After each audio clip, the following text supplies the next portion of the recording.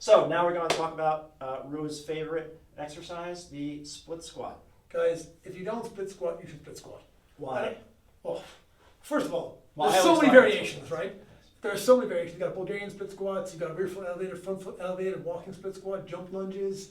We have so many options here. So if you're someone who gets bored, What is the worst split squat version?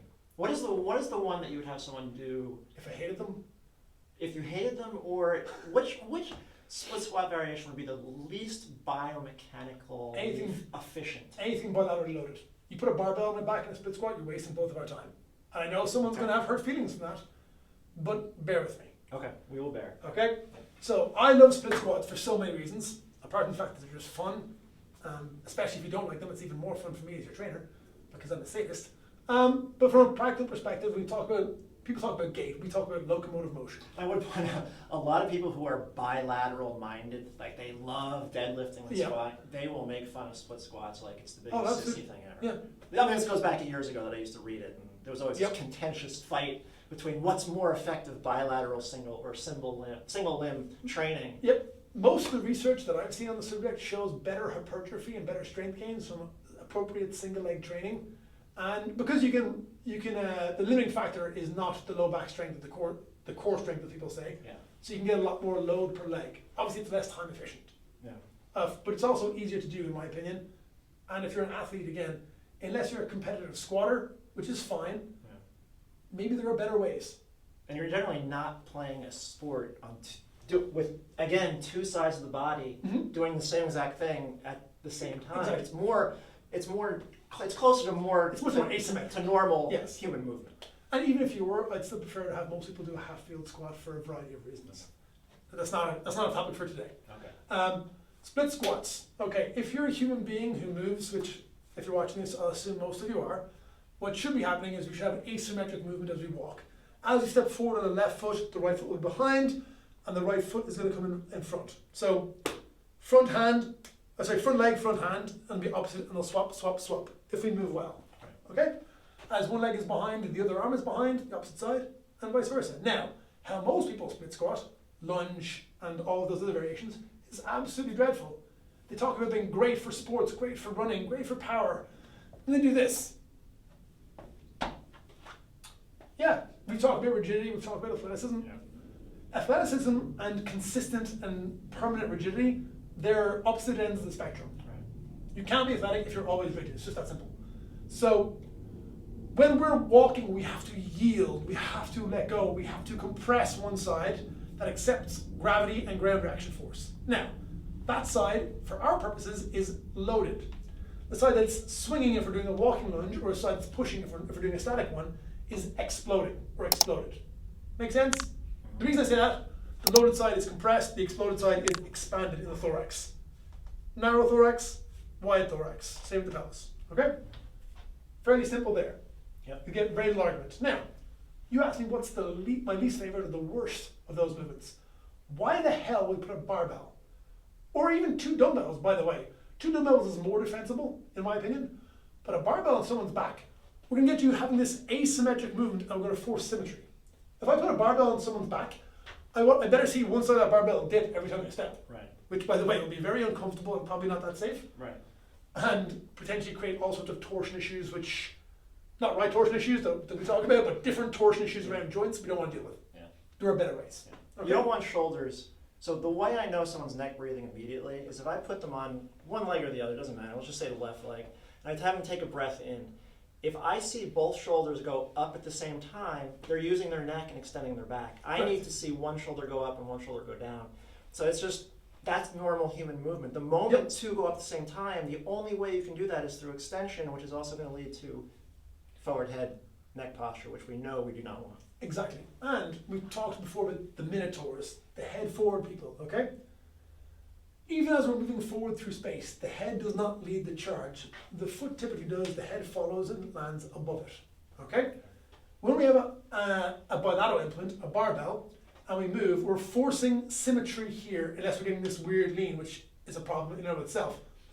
We're forcing symmetry. If we have symmetrical thorax, we're going to have relatively symmetrical hips.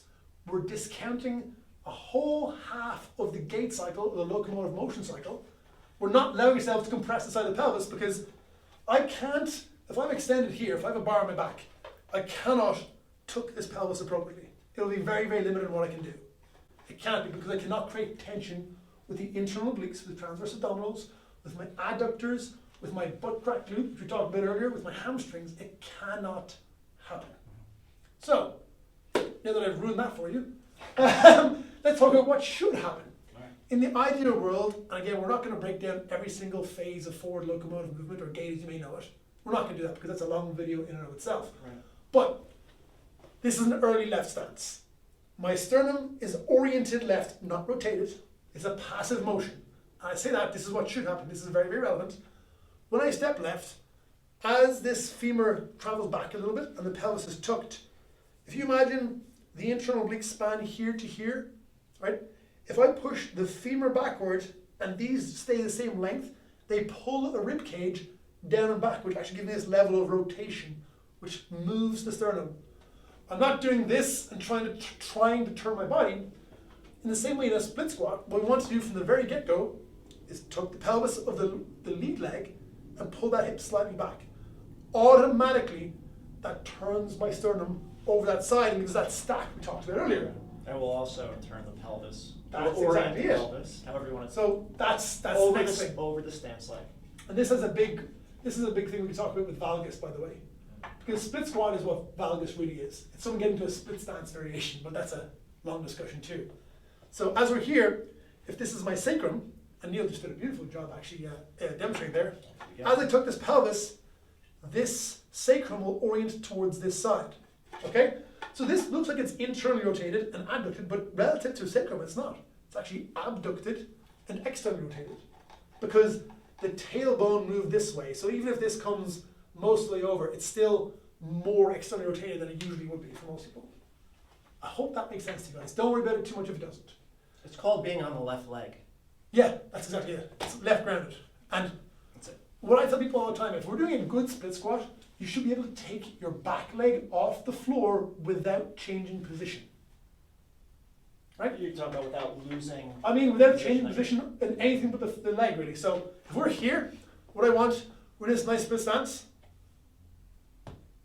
If So this you've already oriented Yeah. to the left. Exactly. If I'm in this left leg position, I should be very comfortably able to do that. Now, obviously we're not going to stay there just like that, but that's a nice starting position. For a lot of you, even holding that position may be difficult. Okay? Okay.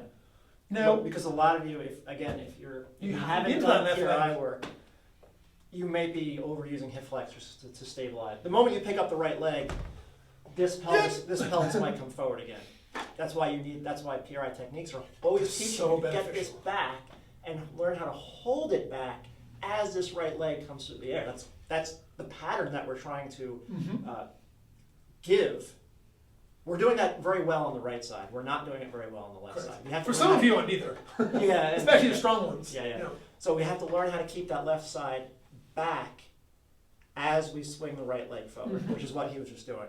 If he swings his right leg forward and the pelvis falls forward again, he's just extending his back and he's going right back into the pattern that we're trying to get people out of. Exactly. Now, a nice way for you guys to self-check this at home is you get this position, like, okay, I'm in a great left stance, I'm killing it, I'm doing great, right? Touch your low back.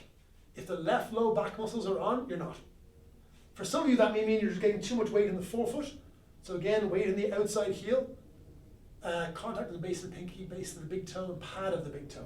But the weight's really on the outside heel, with the tucked pelvis, then slightly move that back. The low back should be off. Your hamstring will automatically, notice I'm not asking you to look for muscles. The hamstring will be on if you have this appropriate position. Right. So now we're going to add load. By the way, this is a beautiful way to do this movement for those of you who can't get low in a split squat. You don't have a mobility issue. You have a pressure management and positional issue. You cannot get through this whole movement while maintaining a better position than you're used to. That's what's the limiting factor.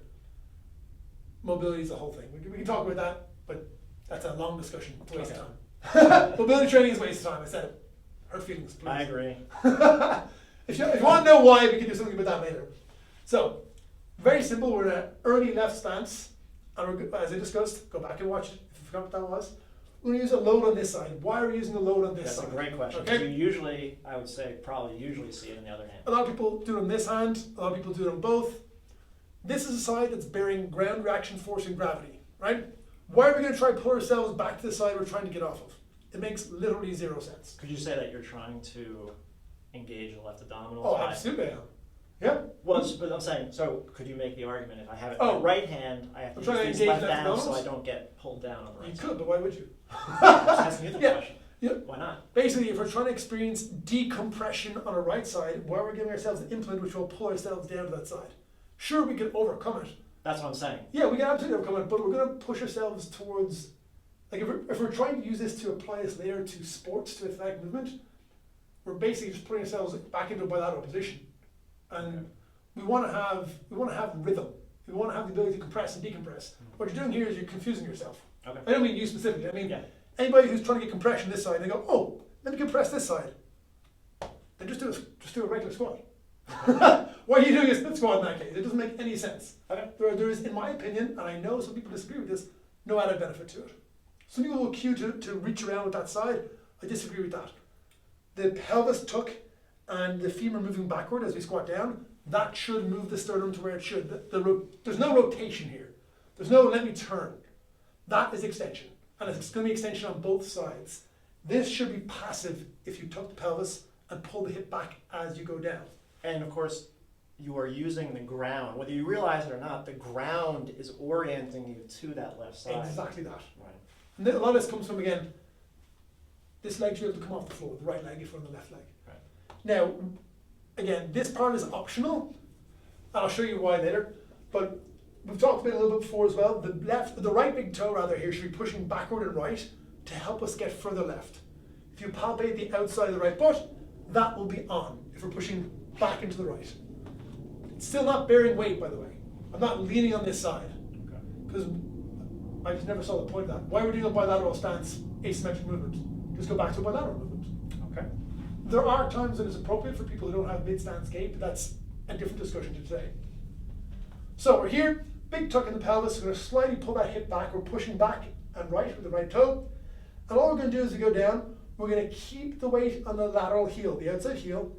The knee going forward is fine if you have the weight in the heel, by the way. It's not poison. Knees won't explode.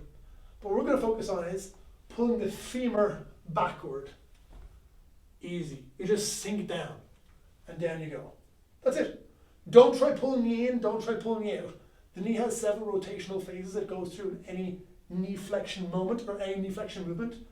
It will automatically organize itself. I don't like to say that too often because it gets bandied around a lot. But we're here. Again, weight on the lateral heel, pushing back and right, tuck pelvis. We're looking forward, not down. If you look down, your weight's going to shift forward to those toes. Upper body is passing, it's a passenger, it's completely passive.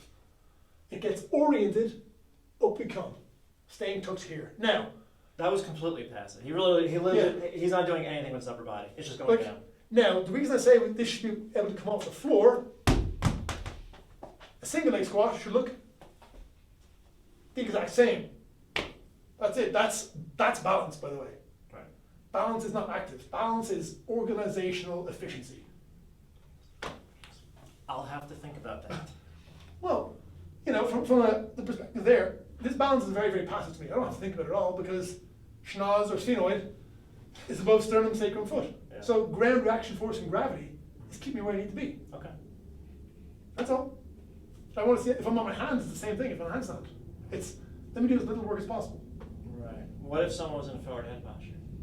If someone's in a forward head posture like this, they're gonna have a very hard I time. have a hard time doing what you just did. Yeah, they're gonna get on those toes. They're not gonna stay on the heel. They're gonna get here, and they're not gonna be able to get further down because they can't tuck the pelvis and translate that hip backward. So would you say they're going to have to use their upper body more? Oh my God, yes. So again, we know that most people on YouTube searching out videos for exercise are going to be in at least some forward head posture. Yep. You have to realize we certainly were Oh, yeah. back in the day. I was all neck. So don't take this as a negative. It's just the reality of it. Everyone, most people who've never done what we do with postural restoration are going to be in a forward head posture. So they're going to struggle to do what he just did. If you listen to the words that I've used here, by the way, when I describe the exercise, they're all very specifically chosen. We're pulling a femur back, keeping it tucked. If you can slow things down, don't try and split squat. Approach this as an entirely new exercise. Listen to those cues, and most people who have limited mobility and flexibility can get down, and what they'll feel, ironically, is they'll feel more space in the hip, despite the fact that what they've really done is compress the hip. Yeah. And it's very, very freeing and very helpful. For those people who do like long distance running, Yeah. getting good at this allows you to get so much better at ground reaction force, and again, absorbing and then redirecting force. Now, on that note, we talked a little bit about different variations. Of course, we can do a rear foot elevated, front foot elevated. There are different cases for those beyond today's discussion. What I always get from this one is, well, what if I want to do a weighted squat? Or sorry, a walking lunge rather. I was going to ask about the walking lunge. Put on a weight vest. Do the same thing. Okay. Like, or don't do this with a heavy dumbbell, or at least not at this speed.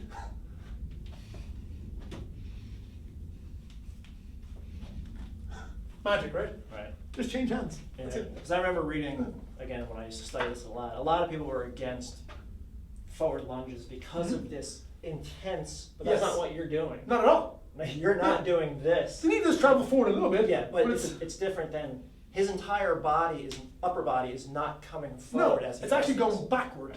So that's a very different forward lunge than most people would do a forward lunge. Correct. Especially with the barbell, because Oh most my people are God. putting barbells on their back. Yeah. So What it's my- not even remotely the same. Oh, it's a different thing again. Approach it as a new exercise if you've never done this before. What most of my clients say when they do this the first couple of times is, I feel so much more space in my hip. I feel like my hips aren't tight anymore. Yeah. And the ones who are more athletic, they say, I want to explode from here. The one I've gotten a lot is, I feel like a coiled spring or a loaded gun. And I'm like, good! That's exactly how you're supposed to feel. If you're trying to be athletic, and I've talked about this so much in different videos and different posts and stuff, athleticism is not power output.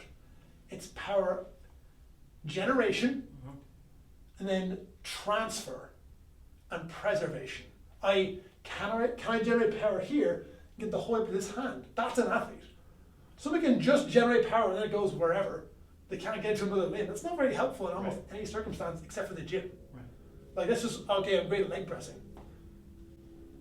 I mean, if you want to be a leg pressing champion, fantastic. And they exist. I'm sure they exist. Yeah, do your thing. But if you want to be a human being who moves well outside of that, preservation and transfer are as or probably more important in most everything, actually. In everything but maybe powerlifting. Right. They're more important than generation itself. So that's our split squat.